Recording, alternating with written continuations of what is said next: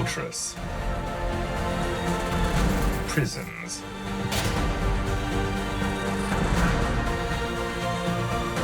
Towers. The castles have witnessed our history for centuries. In Europe, over 100,000 are still standing, 1,000 years later. Let's visit the most spectacular and most mysterious castles. We will discover the secrets that are hidden behind their walls. And we will relive their long-lasting legends.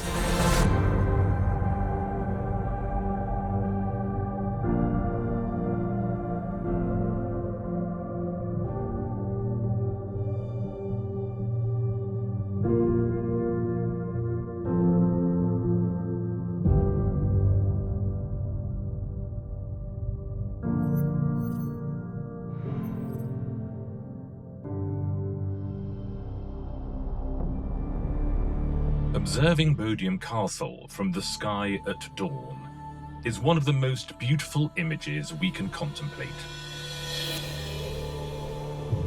Is this a real image or an illusion? At Bodiam, nothing is exactly what it seems.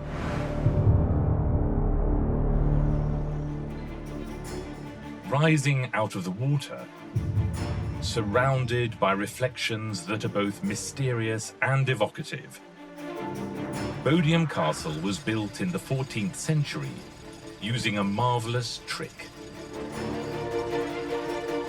A trick that has been used for centuries in architecture, painting, and photography, and which goes by the name of forced perspective.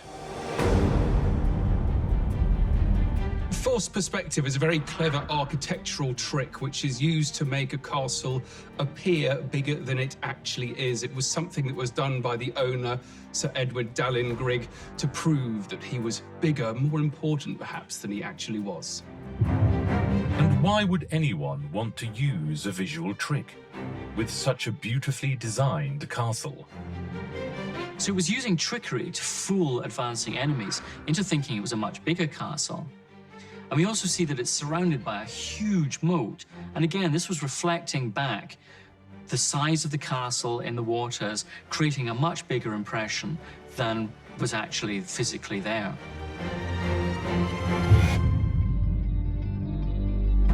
Built in 1385, it occupies a strategic position in the county of Sussex.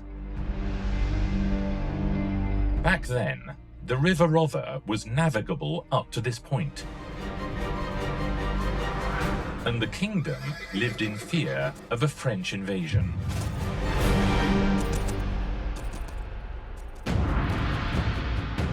When you see it for the first time, the castle makes an impression.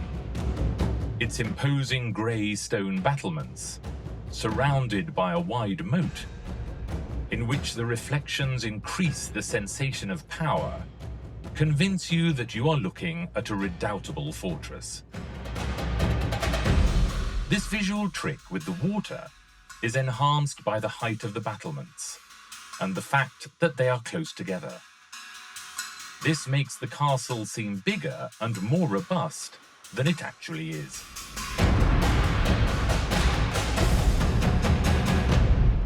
If you look at the battlements on the top, they're actually smaller than they would need to be in real life, as are the windows on the upper stories. And this creates the illusion of them being further away, and thus of the building being higher than it actually is. Everything is a question of appearances, and that is Bodiam's great secret. It has very little defensive capability. When you see its battlements up close, they are indeed small, and its interior is more akin to a private residence of the time than to a fortress. The castle itself is actually really small. It's a very, very minute, almost like a manor house, but the walls cast over the water just give it this false perspective and enable the viewer to think that it's much more big and much more impressive than it actually is. However, Bodiam has some great innovations to make the most of its size. Its owner, Sir Edward Dallingrig, drew on his experience in the war with France to import a number of details. Inside, we find an extraordinary curiosity: the water wells. There were wells in the center of each tower. One theory has it that this was to enable access to an abundant supply of water for boiling and pouring over enemies from the walls, or from the murder holes in the main halls if they managed to get in, but also for survival.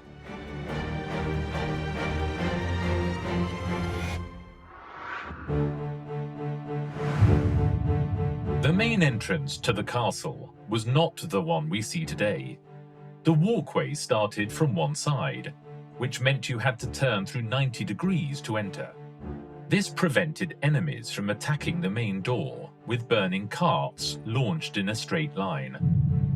The design of the main towers made it possible to defend against invaders attacking along the walkway. These towers and the bridge also feature prominently in two practically secret legends. One story from Bodiam is that there is a ghost of a red lady seen up in a tower. She stares at the horizon, her eyes fixed on something.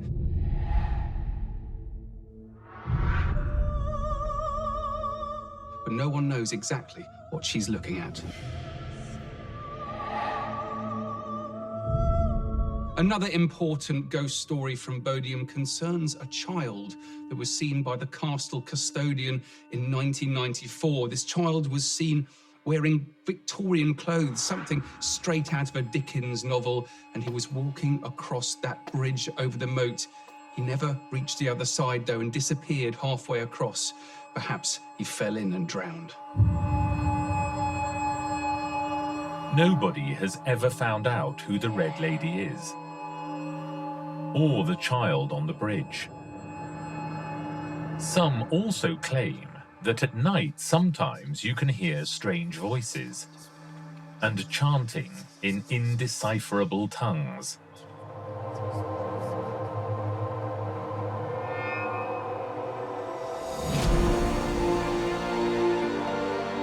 More than for its legends or its beautiful exterior, Bodiam has gone down in history, according to the experts, as the castle of false appearances, although there is nothing false about its beauty.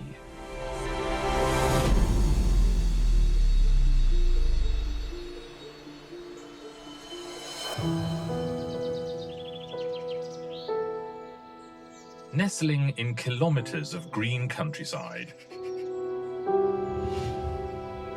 with its unique pointed towers, Glamis Castle looks like a fairy tale castle.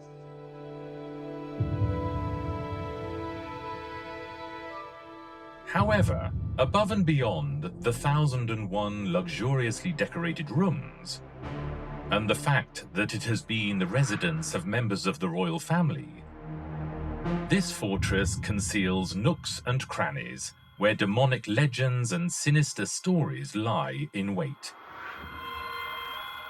Glamis Castle has an extraordinary history. It's one of the most haunted castles in the British Isles. The origins of Glamis Castle date back to the 14th century, after Robert the Bruce, one of the most venerated leaders of Scottish independence, ceded the land to the Bowes-Lyon family.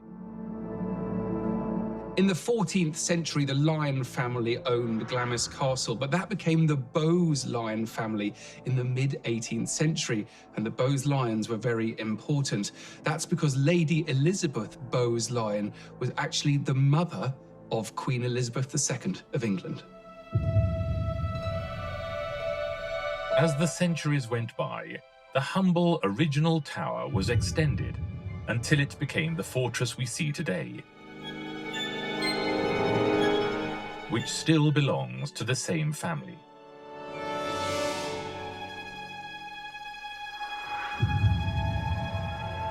One of Glamis's most harrowing legends dates back 200 years, with the birth of the first son in the family line.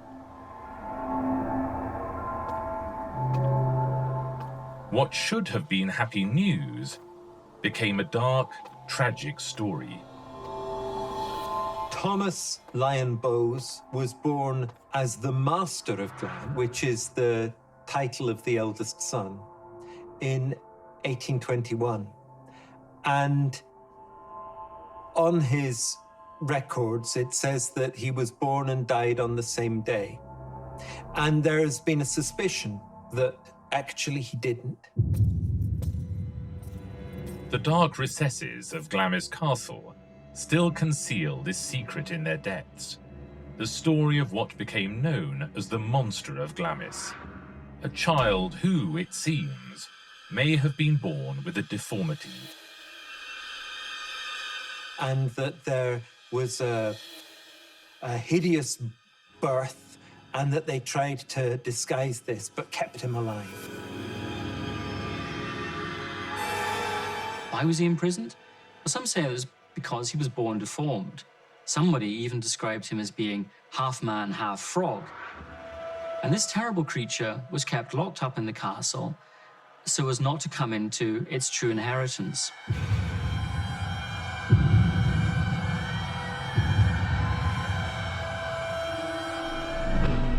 Glamis became immersed in darkness and the most deathly silence. It is not easy to hide something like this in a castle of this size, which, despite having many lounges, staircases and rooms, also has a lot of serving staff. And so the legend grew and became an open secret. It's possible that this human prisoner, this monster of Glamis, was once discovered by a maid, but to prevent her from telling anyone, she had her tongue cut out, and she's said to be seen walking the grounds, holding on to her mutilated mouth, dripping with blood.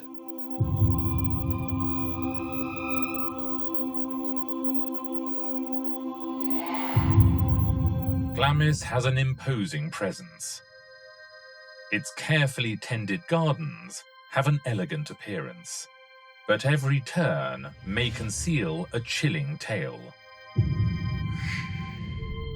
Glamis Castle has a reputation of one of the most haunted castles in Scotland, perhaps even in the world. And there are so many legends connected with it, it's difficult to choose any particular one. One of these macabre legends is that of Earl Beardy, a cruel aristocrat known for his love of gambling. Beardy is said to have been a violent and a dangerous man. He was also an alcoholic and a gambler. One night he was gambling at cards with a friend of his, Earl Crawford, and the night was getting late. His steward warned him and he said, "Sir, it is nearly midnight and tomorrow is the Sabbath." Beardy knew that he shouldn't gamble on a Sunday, but he said, "I will gamble until doomsday. I will even gamble with the devil himself." The legend has it that the devil did indeed appear to play cards with him. When the clock struck midnight, there was a knock at the door and a tall stranger appeared. The steward left them to it, and there were soon noises, shouting, violence and struggle. He came down in the morning. The stranger was still there watching, and Earl Beardy and Earl Crawford had been engulfed in a ball of flame. It's said that that stranger really was the devil, and that Beardy and Crawford had gambled away their souls. The castle has been haunted to this very day with the sounds of Beardy and Crawford struggling with the devil.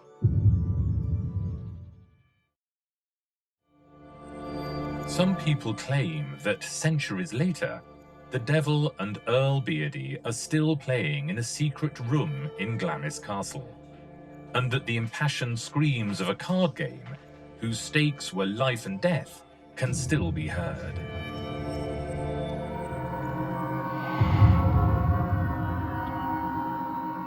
Another of the tormented souls that many claim to have seen wandering around the gardens at Glamis is Janet Douglas, the Grey Lady.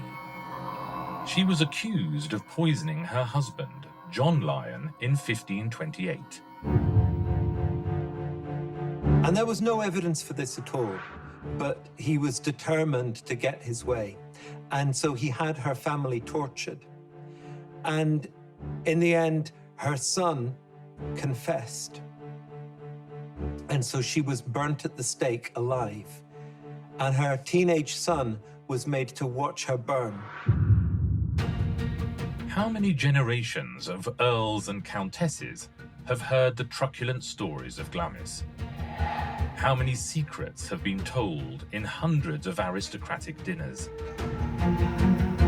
The walls of Glamis are full of secrets, and they will continue to be for a few centuries more.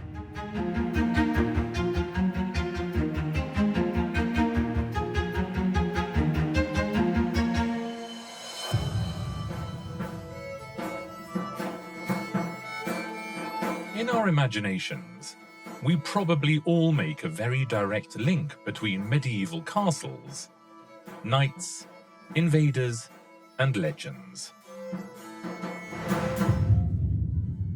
Bamburgh Castle is the perfect example.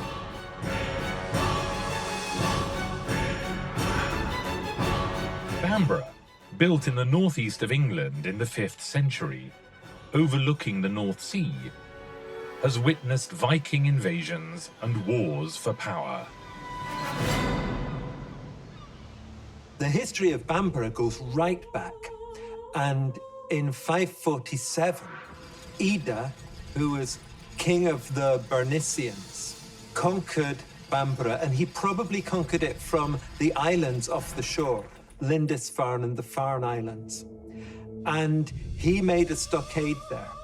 Then 50 years later or so, his descendant, King Athelfrith, gave it to his wife Bebbe, and it's from her name that we get Bamburgh. Bebbanburgh gives us Bamburgh. The location of this enormous fortress was considered a historically strategic spot for the defense of the island by its different civilizations. The Normans then built a castle on this site, and it's their tower that forms the basis of the modern castle that we see today.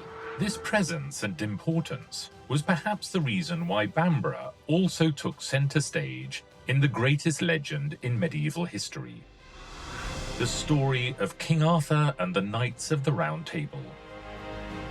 It's also believed that Bamburgh Castle might be the castle that belonged to Lancelot, one of King Arthur's Knights of the Round Table. It's said that Lancelot went there and he defeated 20 other knights in a very famous knight called the Copper Knight, and he named that castle Joyous Guard. This idea comes from the novel Le Morte d'Arthur, written in 1469 in prison by a knight who had fallen from grace, called Thomas Malory.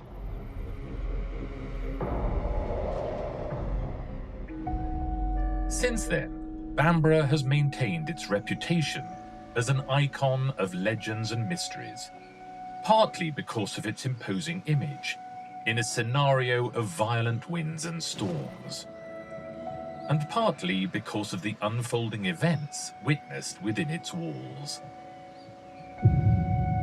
It's said that Bamburgh Castle is haunted by a lady in pink. Now, this is believed to have been a local princess who fell in love with a boy, but her father did not approve, and he sent that boy away for 7 years.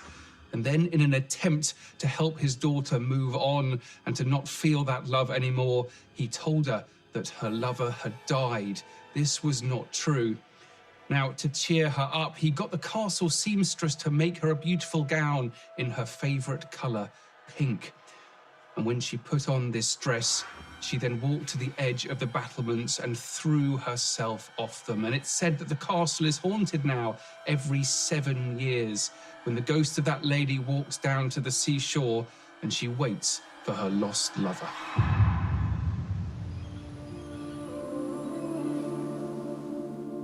Hundreds of people visit it every day, enjoying its carefully tended interior. Discovering the stories of knights bordering on the mythological. Listening to narrations of epic battles against invaders from over the sea. Tragic tales of love. And fantastic legends. If Sir Lancelot were real, he couldn't wish for a better castle.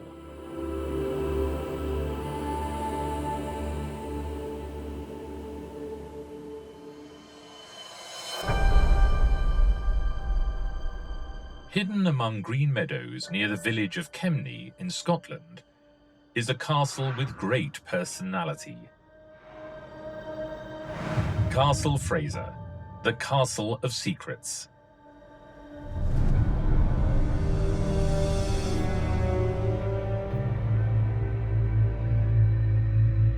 A woman's blood impregnated in the staircase.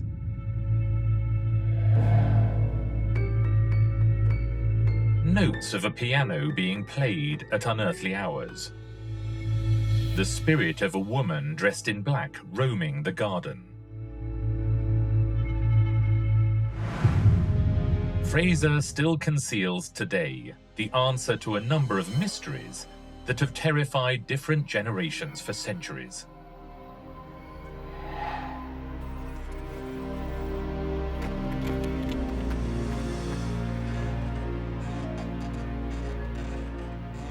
This castle's unsettling personality begins with its construction, which gives it a very original appearance in terms of shape.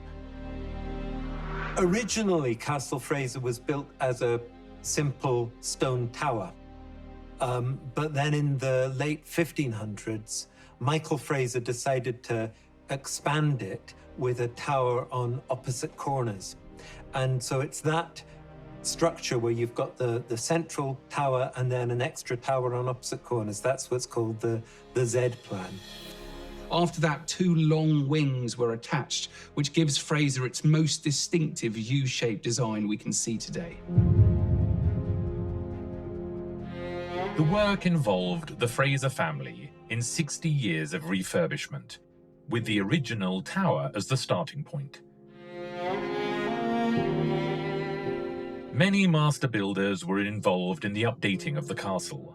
It is believed that one of the most prestigious master masons of the 17th century left his mark on the north side, John Bell of Midmar.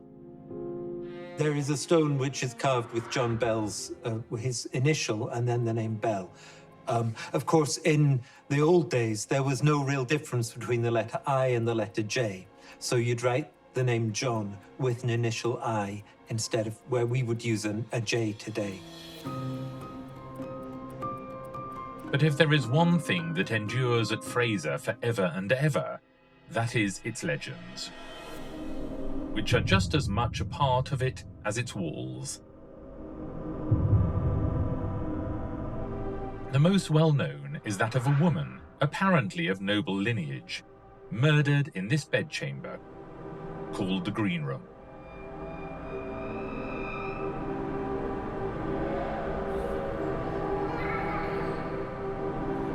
This mystery has always been shrouded in darkness, because, so the story goes, someone entered her bedchamber, murdered her, and then tried to hide the body.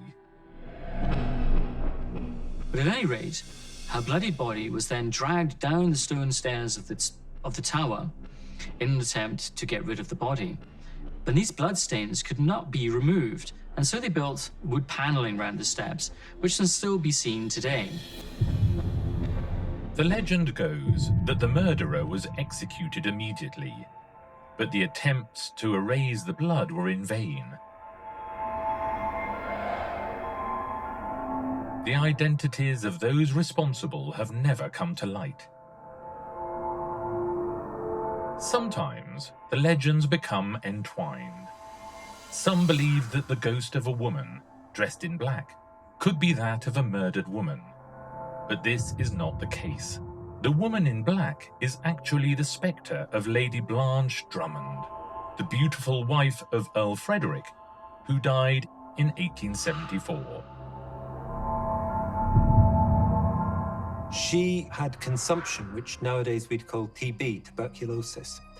And so she was actually sent away down to Bournemouth, and she died in Bournemouth at quite a young age.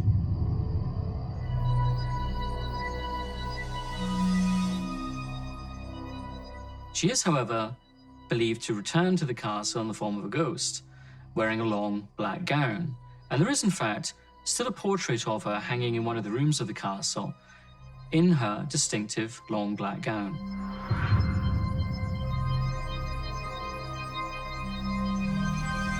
Earl Fraser remarried, and it is said that his second wife was always extremely jealous of the beauty of Lady Blanche, whose portrait hung in the Earl's favourite room.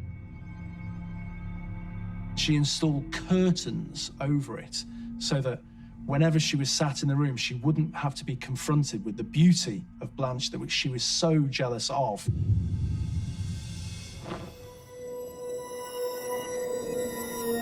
On many evenings, the castle's silence is broken by notes being played on a piano.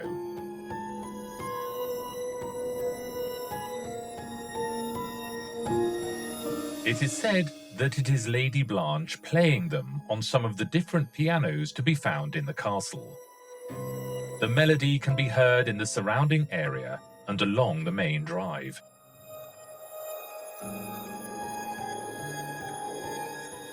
And although there were never children at Fraser, the kitchen servants sometimes heard children whispering and laughing, and also calls from empty rooms. The Fraser family took 60 years to refurbish this solid construction, but never imagined that it would be known for its mysteries and ghosts that climb up and down stairs, play the piano, and call the servants.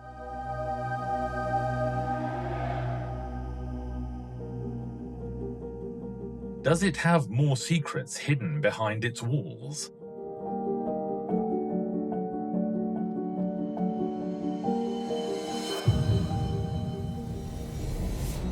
Located on the island of Anglesey in Wales, surrounded by beautiful marshes from which it gets its name, Beaumaris Castle is impressive for many reasons,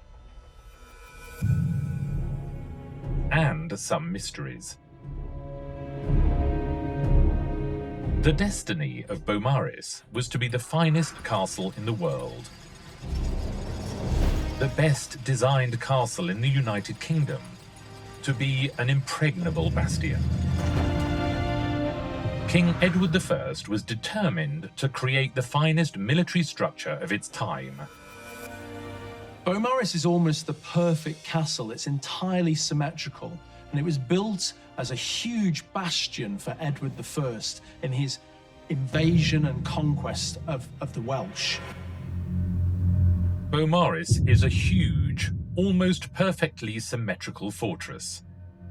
It has several concentric rings of imposing defences. The moat has its own dock. Supplies could be brought in by water from the nearby estuary. The external walls were prepared with 300 ingenious arrow slits for archers, and all the entrances have murder holes that could be used by its defenders to pour boiling water or oil. Beaumaris is very often seen as the ultimate castle, perhaps the best castle in terms of military defense that was created in Europe in the Middle Ages. Certainly the most powerful castle in Britain, even though it was never finished. The man responsible for its construction was the royal architect James of St. George, who also created Conwy and Caerphilly castles. At Beaumaris, he drew on all his military knowledge of the age, which in turn required a great investment of funds. Edward spent a lot of money on Beaumaris, and it was possibly the most expensive project that he had. It should have been the crowning glory of all his Welsh castles. It should have been the crowning glory of the career of his architect. But in the end, he just didn't give the final bit of money that was needed to complete his work. Despite that, it's still the most impressive military architecture, I think, in the whole country from the Middle Ages. Thousands of labourers worked from dawn till dusk to build these walls. The health of many of them suffered with every stone they laid. So the construction of Beaumaris required thousands of labourers, and there is a legend that their chants and their work songs can still be heard reverberating around the castle walls to this day. This legend has various versions nowadays. It is said that these chants are actually the heart-rending laments of the exhausted labourers. Almost always when you build a large castle, then you're going to displace people. And so, yes, they will have moved people, and there'll have been a lot of resentment because King Edward I had just conquered Gwynedd, and it was the last stronghold in Wales. It was the last part of Wales that held out against English rule. Today, Beaumaris is a haven of peace and tranquility. At those times when the only sound is the leaves in the trees being swayed by the breeze, it is said that steps can be heard coming from the walls. Could it be the ghosts of those stonemasons trying to tell us something?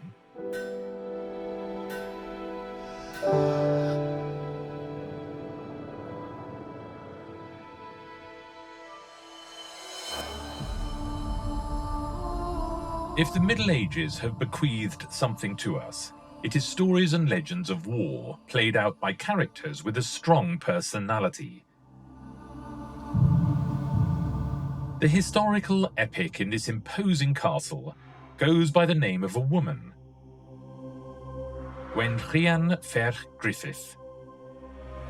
Here, at Kidwelly Castle in South Wales, the beautiful Princess Gwenllian was decapitated during the fight to expel the Normans from this fortress, a struggle worthy of those medieval stories. And the legend has it that her headless body roams tirelessly around passageways, towers, and the surrounding area. Kidwelly is said to be haunted by a headless ghost. This is believed to be Gwenllian, and she was a warrior princess who was forced to raise her own army to defend her people against the invading Normans. Unfortunately, she lost the battle and had her head cut off, and ever since people have claimed to have seen her headless ghost looking on the battlefield for her missing head. 10th century scribes left a written testimony of the heroic deed of this young Welsh princess, who, in her husband's absence, tried to support the local revolts against the Norman invaders. Accompanied by 2 of her sons, she laid siege to Kidwelly, one of the most emblematic and carefully constructed fortresses of its time. Gwenllian Ferch Griffith was a local Welsh princess. She was fiery, she was trained as a warrior, and she decided to attack Kidwelly Castle with another Welsh prince. But that other Welsh prince, he betrayed Gwenllian, and he told the Normans of her position. She was outside the castle, blocking off a road into which supplies to the castle would come. The Normans rode out and they attacked her army, and in front of her eyes they rode down and killed her son, named Morgan. And then she was seized from her own horse, taken back with the Normans, and the Norman lord, Maurice de Londres, beheaded her. And her headless ghost has been said to haunt the castle ever since. The castle had all the elements necessary to make it difficult to conquer. portcullises on the only 2 entrance gates,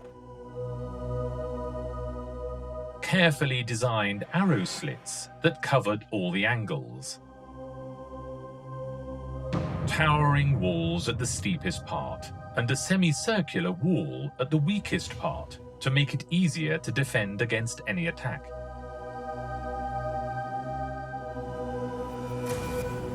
The Normans locked any Welshmen they were suspicious of in the dungeons, another feature of the castle. The prisoners never re-emerged from there, although the castle had its secret passageways. Sally ports were one of the most cutting-edge designs in castles. It was a secure exit from which people inside the castle could then leave and attack those that were laying siege to their castle. Gwenllian was captured and executed, together with 2 of her sons, very near the castle. It is said that there, in the village of Carmarthen, the wizard Merlin was born. But that's another story.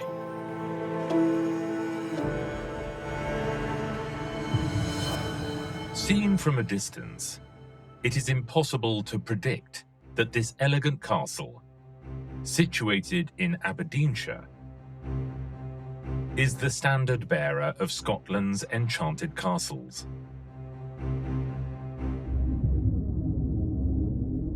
Fyvie Castle is exactly that. An enchanted fortress.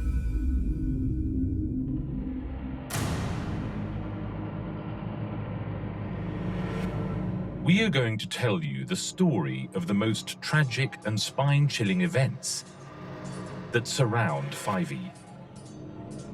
Apart from murders, secret chambers,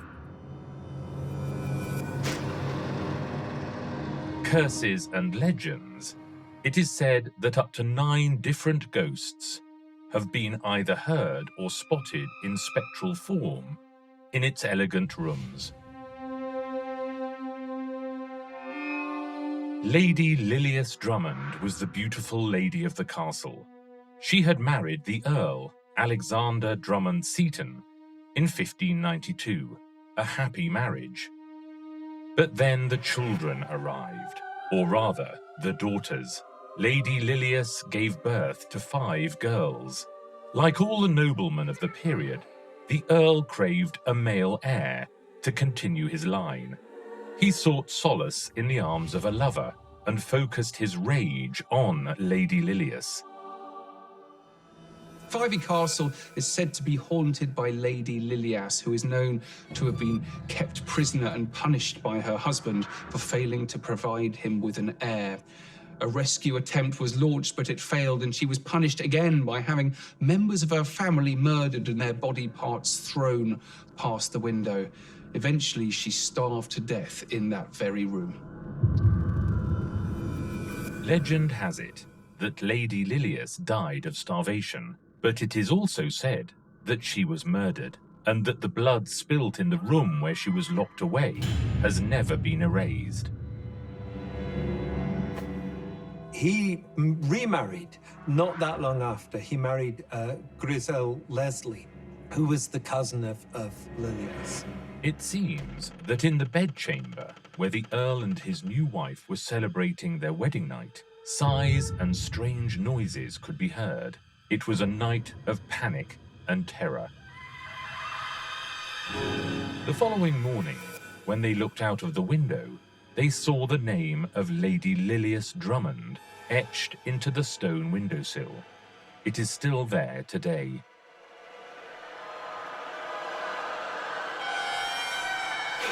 It is said that the ghost of the Countess appears often, wearing a green dress, and that it keeps the other Fyvie ghosts in check.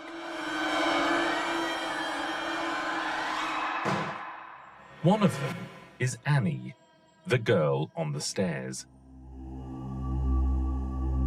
Some say that actually she's been captured on film. Others say they've seen a ghostly adult walking away with her up the stairs. In fact, it's even claimed that she's been made contact with. And when asked if she minded visitors to the castle, she said no, because she had someone to play with. Nobody knows who she is. It is not known whether it is the soul of one of Lady Lilius's daughters or some other unexplained death. I don't think anyone really knows who she is or who she was, but she seems to be a friendly ghost. She's a little girl that likes to play on the stairs and likes to have people about because they're friends that she can play with. Another of the Fyvie legends revolves around a trumpet player called Andrew Lammy. He fell in love with the local miller's daughter called Agnes Smith, but the local laird had also fallen in love with her, and he made sure that Lammy was sent away in slavery to the West Indies.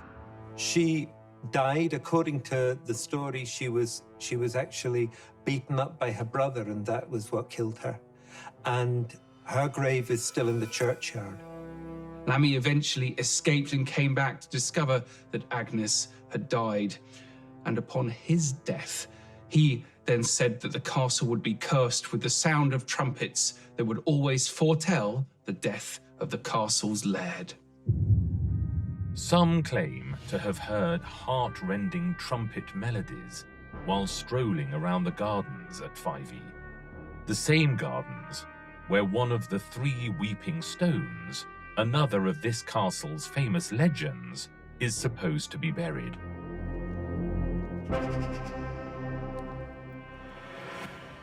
This relates to the period when it was built and comes from the Middle Ages. Fyvie Castle was built with stones taken from church lands, and Thomas the Rhymer said if those stones were not replaced, then there would be a curse on the castle. It would never pass down the male line for more than 2 generations.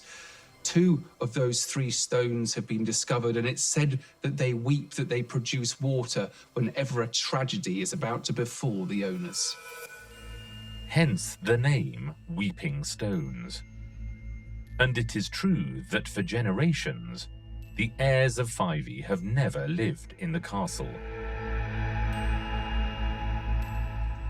Perhaps they would find it unpleasant to live in a residence which still has a woman's skeleton within its walls. A skeleton that was uncovered 100 years ago during renovation work.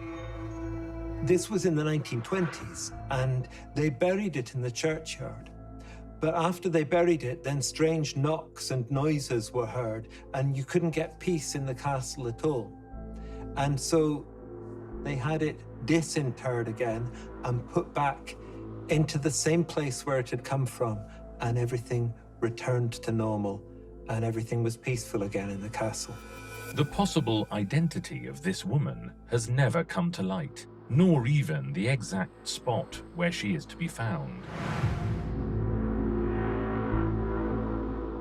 It is said that there is a dungeon in the basement that might be the skeleton's resting place, and that anyone opening the door will be cursed. 2 Earls of Fyvie died after doing so, and their wives went practically blind.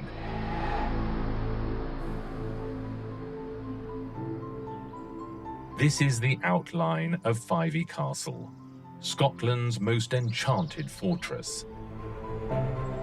Don't say we didn't warn you.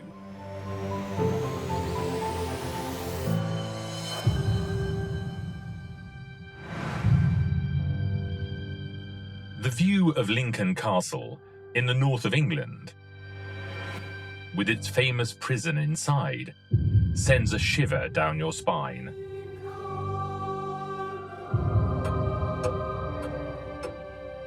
The fortress buildings, but particularly the brick walls of the prison, evoke moments of horror involving men, women, and children imprisoned for crimes of all kinds. Most of them condemned to die on the gallows.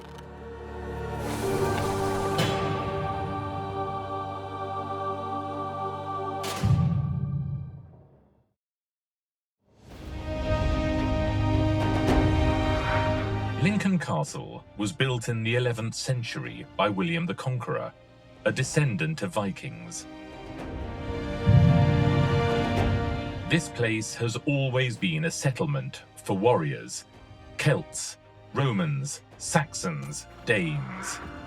But its structure was converted into a prison in 1787. Lincoln Castle is fascinating for its layers of history, a Norman stronghold and also a prison.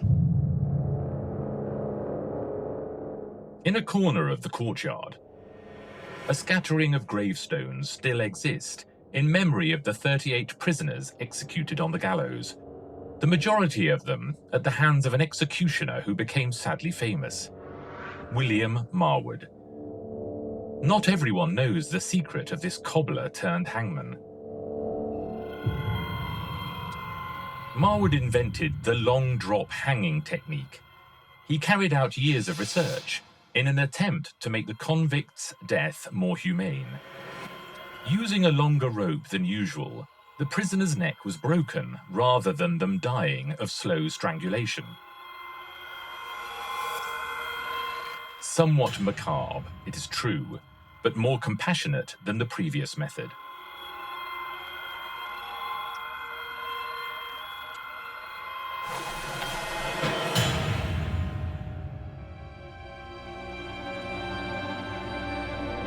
Lincoln was a maximum security prison. It is said that sometimes, instead of hammocks, the prisoners slept in coffins, just in case they died during the night. Its chapel looks like a torture pulpit. The seats were individual, and their malevolent design did not allow anyone to look sideways. That way, they were unable to communicate with anyone. And there's even a chapel at Lincoln where they have screens either side of them so that the only person that they can see is the vicar who is actually officiating at these services. So they are kept entirely separate. A very, very brutal psychological torture, which was eventually discredited.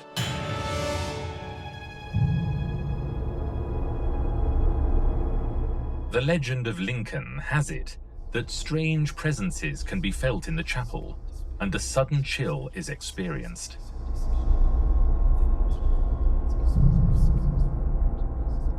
In 2013, workers at the castle discovered a stone sarcophagus buried within what was almost certainly an Anglo-Saxon church.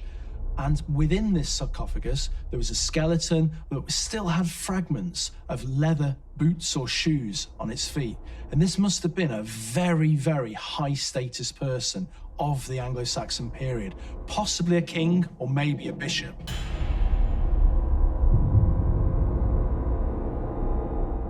What is not in doubt is that this prison makes your hair stand on end.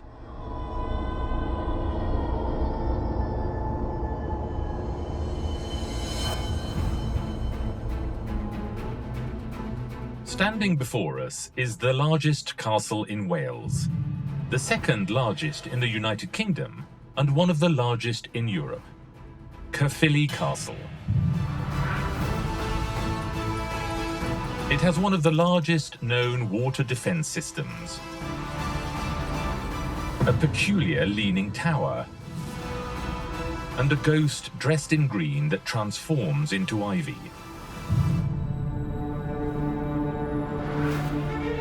Red Gilbert was given this nickname because of his red hair. A man with a fiery temper and violent character, he had Caerphilly built in 1268. In a display of power that can be seen from the large area of land it occupies, and from its enormous moat, which was a real feat of engineering for the period.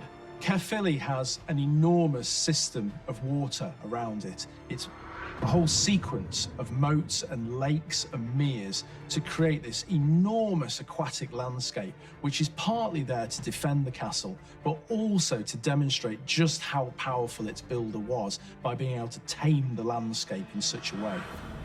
The design of Caerphilly Castle is remarkable. It's one of the earliest concentric castle designs in the country. That means that there's an outer ring of defence which mimics the inner ring, creating an area where an attacker would be exposed to fire. From the air, we can see Caerphilly's defensive rings perfectly.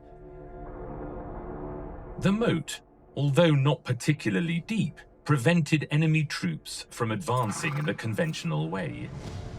We can also see from various perspectives the inclination of one of its towers, the so-called Leaning Tower. One of the more noticeable things about Caerphilly Castle is its leaning southeast tower, sometimes called the Welsh Tower of Pisa. But actually, with a leaning angle of over 10 degrees, it's leaning more than the Tower of Pisa. The tower has a leaning angle of more than 10 degrees, which is even more than the famous tower in Italy. It was said that it may have resulted from an explosion or an artillery attack. One of the towers at Caerphilly is leaning over at quite a crazy angle. It's sometimes rumoured that this was a result of slighting during the Civil War, but it's almost certainly a result of subsidence after the moat was drained and the land has actually moved, creating that lean in the tower.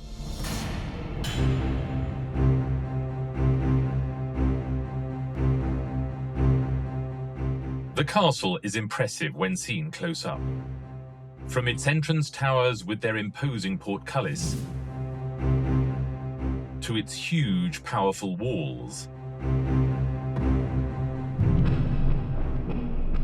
Everything in this fortress in South Wales is a demonstration of its robust construction.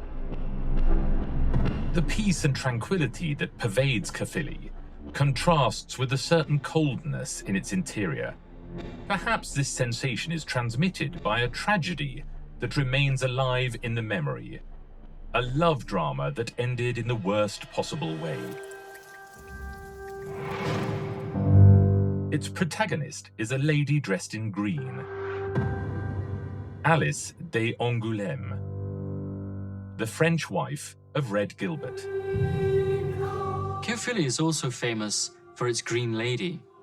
According to the legend, this was Red Gilbert's wife, Princess Alice, and she apparently had an affair. He, when he found out, had her sent back to France, and the unfortunate man she was having an affair with was captured and executed. Then, triumphantly, he tells Alice in France that his lover has been murdered. Alice falls dead on the spot, and it's said that her ghost haunts the walls of Caerphilly and that she wears a green dress, green for the envy of her husband.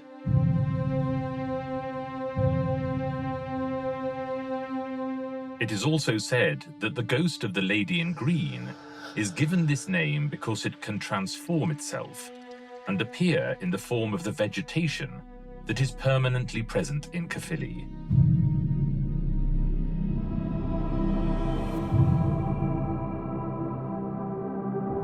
Nowadays, wandering around Caerphilly Castle produces a flood of sensations, although some send a shiver down your spine.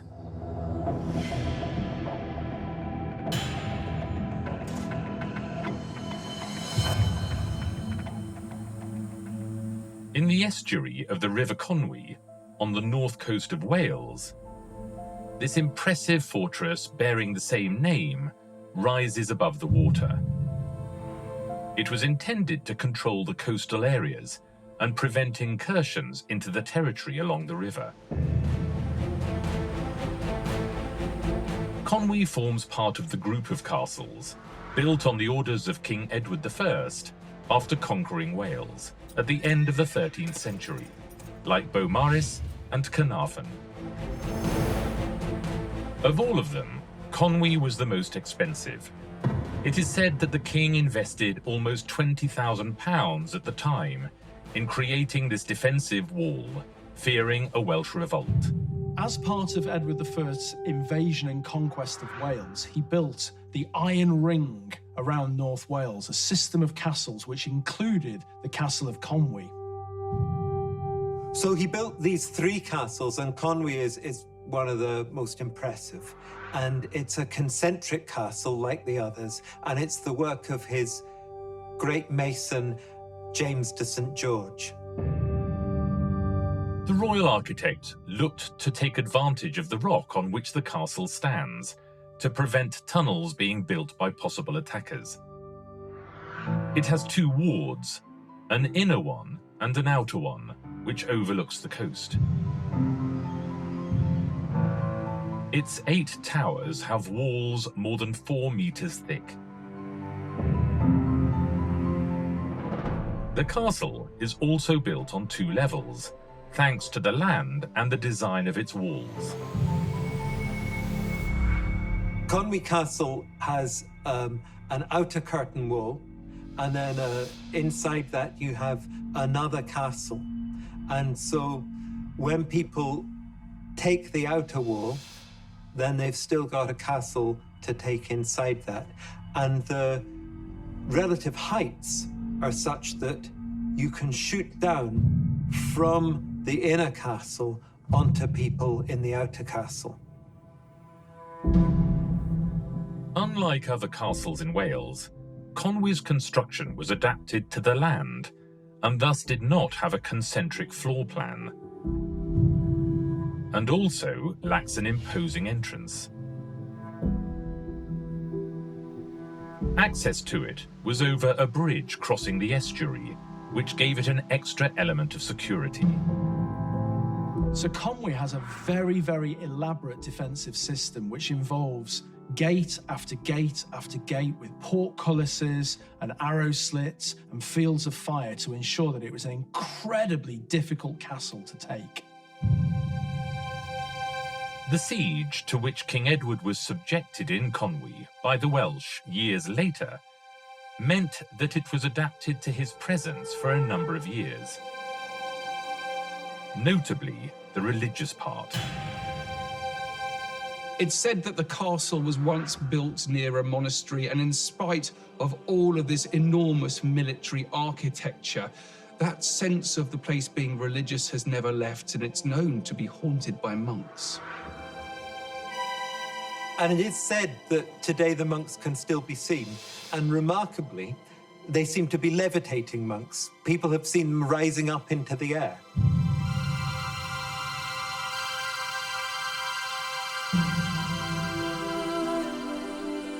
This is not the only legend that is alive and well in Conwy. Its location in a seaport is part of a story told with great conviction because of its consequences. One of the stories that survives around Conwy concerns a mermaid that was discovered by fishermen, and she was paraded through the town.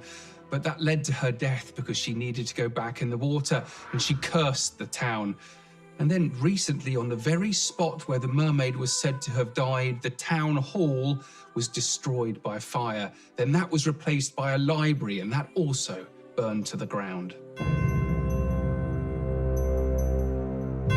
Perhaps because of the fear that took hold of Conwy's inhabitants, the castle gradually fell into disrepair over the years. One of its last owners even decided to sell off the castle's iron and lead, and the fortification became the ruin that we see today.